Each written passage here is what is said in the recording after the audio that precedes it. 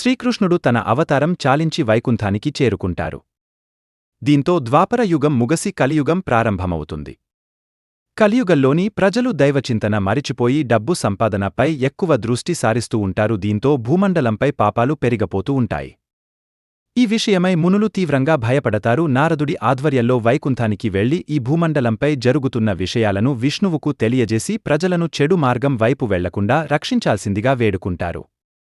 దీంతో వారికి విష్ణువు అభయమిస్తాడు. ఈ కలియుగంలో తాను కలియుగ దైవంగా వెలసి నిత్యం ప్రజలతో పూజలు అందుకుంటానని చెబుతాడు. దీనివల్ల మనుషుల్లో భక్తి భావం పెరుగుతుందని అభయమిస్తాడు.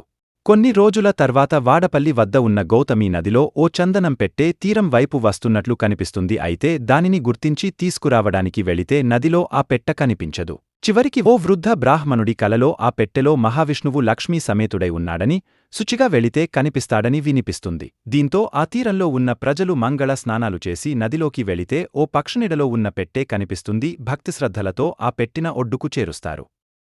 దానిని తెరిచి చూడగా అందులో శంఖం చక్రం గదతో పాటు లక్ష్మీదేవితో శ్రీమహావిష్ణువు కనిపిస్తాడు. ఇంతలో అక్కడికి చేరుకున్న నారదుడు మహావిష్ణువు అవతారం గురించి చెబుతాడు. అంతేకాకుండా ఆ మూర్తికి వేం అంటే పాపాలను కట అంటే పోగొట్టేవాడు అని నామకరణ చేసి గోదావరి నదీ తీరంలో విగ్రహాన్ని ప్రతిష్ఠింపచేస్తాడు. అలా ఇక్కడ కొలువైన స్వామికి వెంకటేశ్వరగా పేరు వచ్చింది. స్థానికులు ఆలయాన్ని చిన్నగా నిర్మిస్తారు. అయితే కాలక్రమంలో ఈ దేవాలయం నదిలో మునిగిపోతుంది. ఇది ఇలా ఉండగా ఈ ప్రాంతంలో పెనుబోతుల గజేంద్రుడు అనే క్షత్రియుడు ఉండేవాడు. అతడు చాలా ఓడలకు అధపతి. ఒకసారి తుఫాను సంభవించి అతని ఓడలన్నీ సముద్రంలో ఎక్కడికో కొట్టుకుపోతాయి.